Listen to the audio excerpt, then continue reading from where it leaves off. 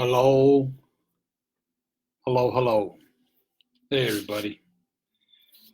Randy again here this week. I'm doing another live feed. I'm going to probably start doing my blog post, and then later on in the week, I'll do a short live feed on it, explain it a little bit.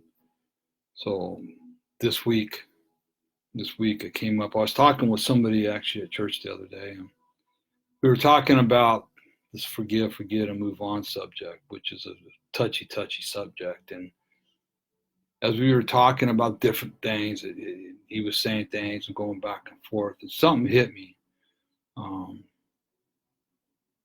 about this forgive, forget, and move on. It's probably the three worst words that you can tell a survivor, period. Anybody with trauma or anybody that's struggling. First of all, forgiveness is a huge process. Now, there's some things we can forgive very quickly, very easily.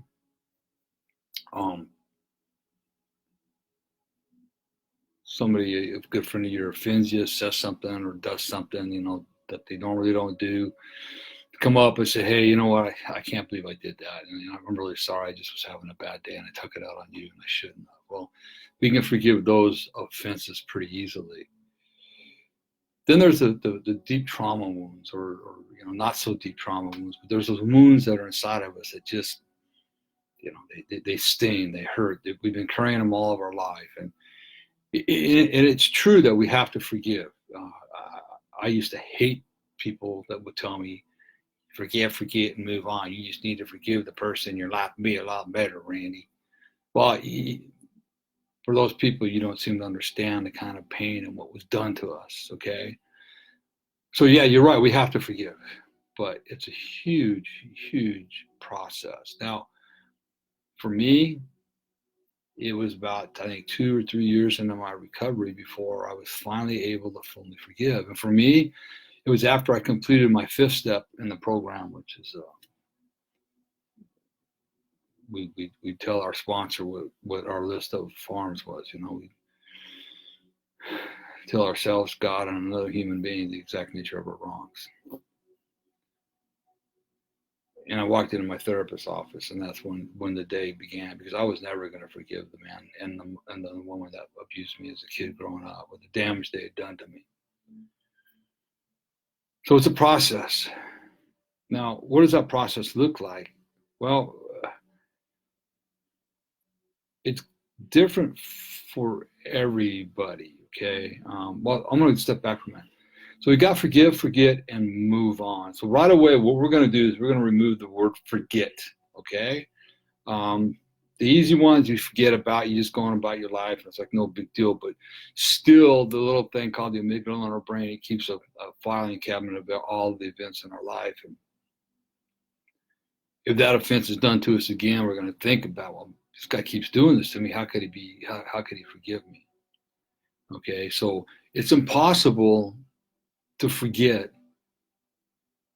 most everything. Now, is it possible we can forget some things?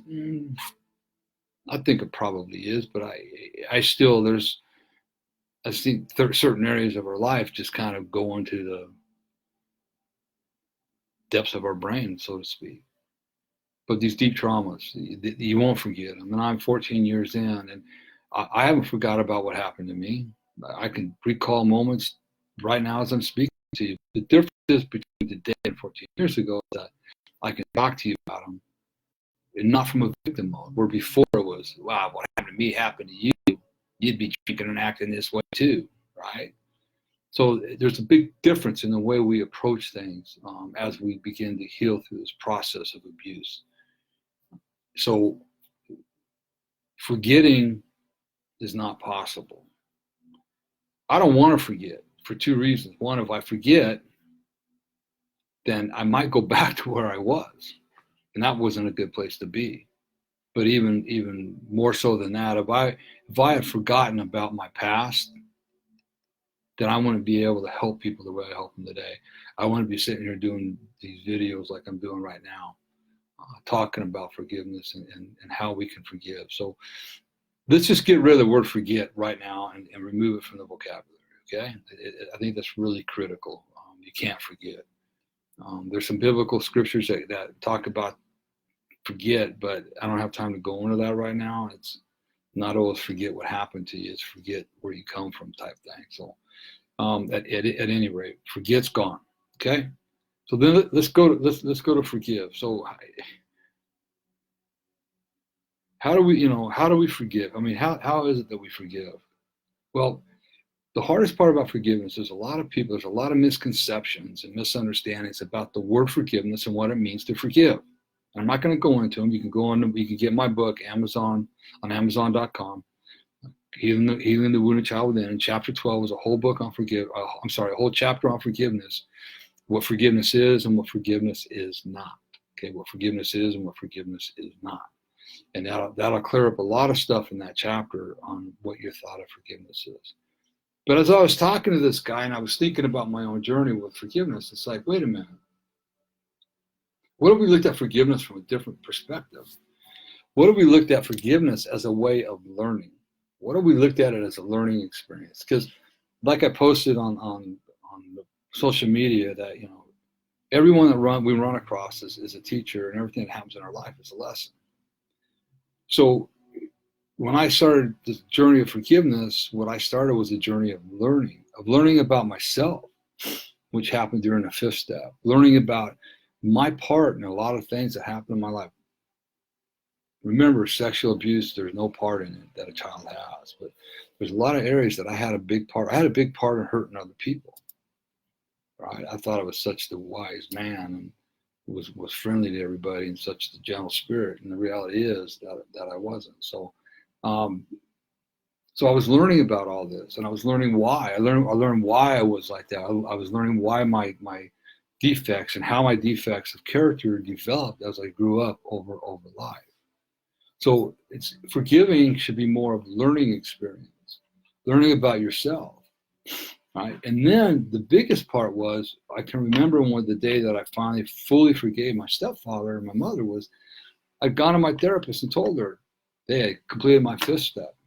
I feel so much better. She goes, good, now we're going to talk about your stepfather. I go, no, you don't seem to understand. She goes, Randy, you got to learn about your stepfather. What about his life? I don't care about his life. What about his life? It doesn't matter to me. Okay? It doesn't matter to me. His life is null. And she goes, Randy, it's really important that you learn about your stepfather, because if you don't, you'll probably never forgive. And again, I didn't care about forgiving. But eventually she won in, because the one thing about Deborah, she'd never done anything, never asked me to do anything that was going to harm me. And every time I left her office, I felt better.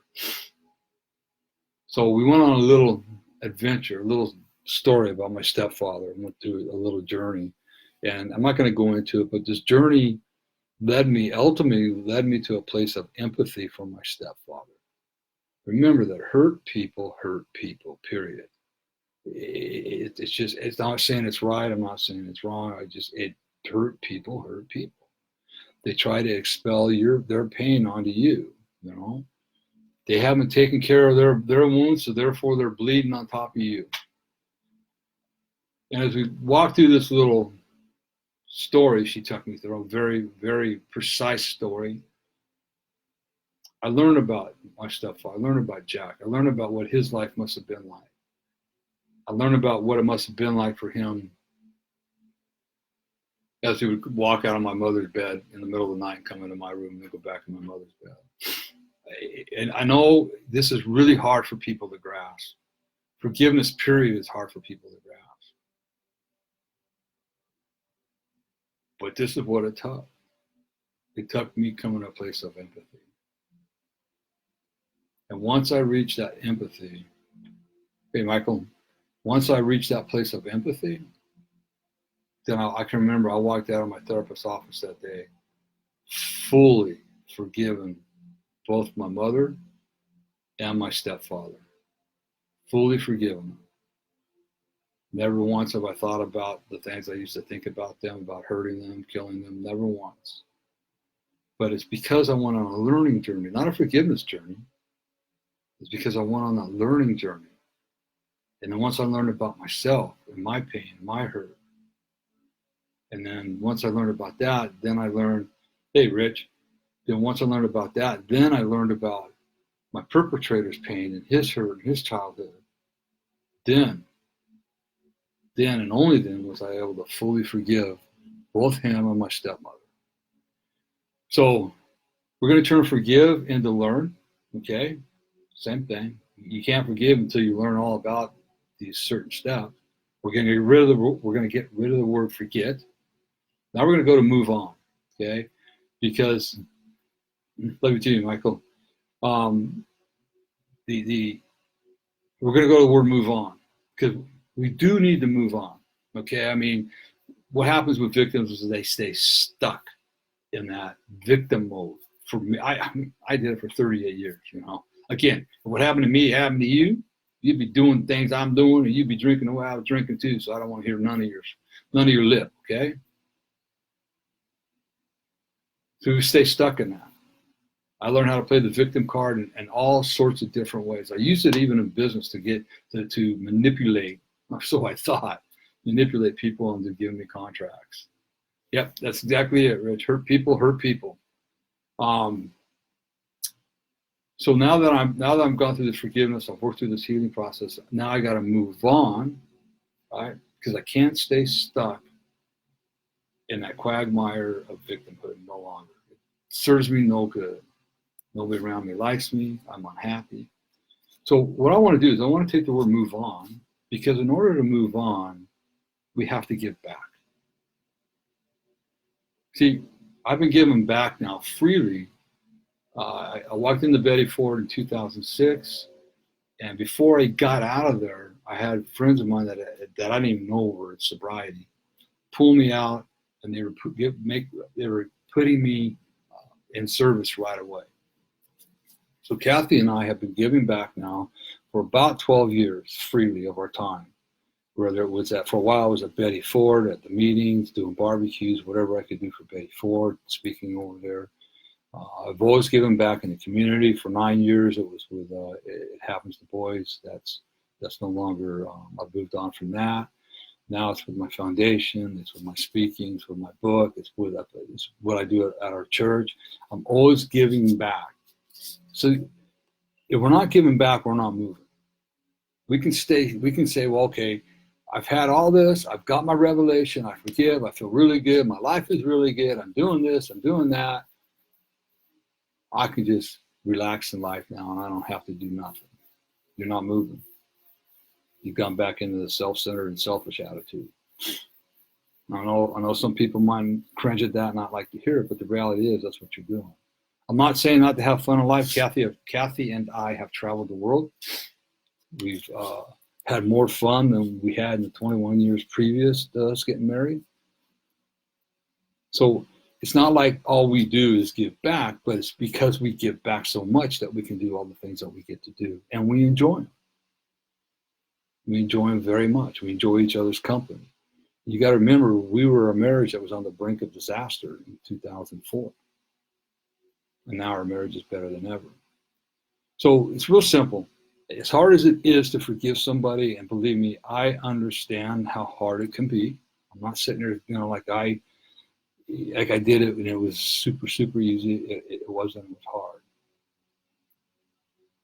But how about we take this? Instead of using the words forgive, forget, and move on, let's use learn and give back.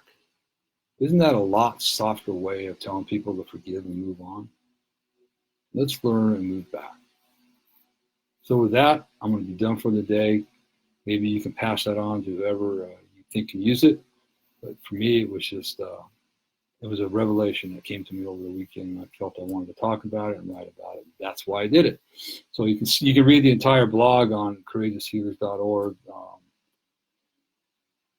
/blog.html.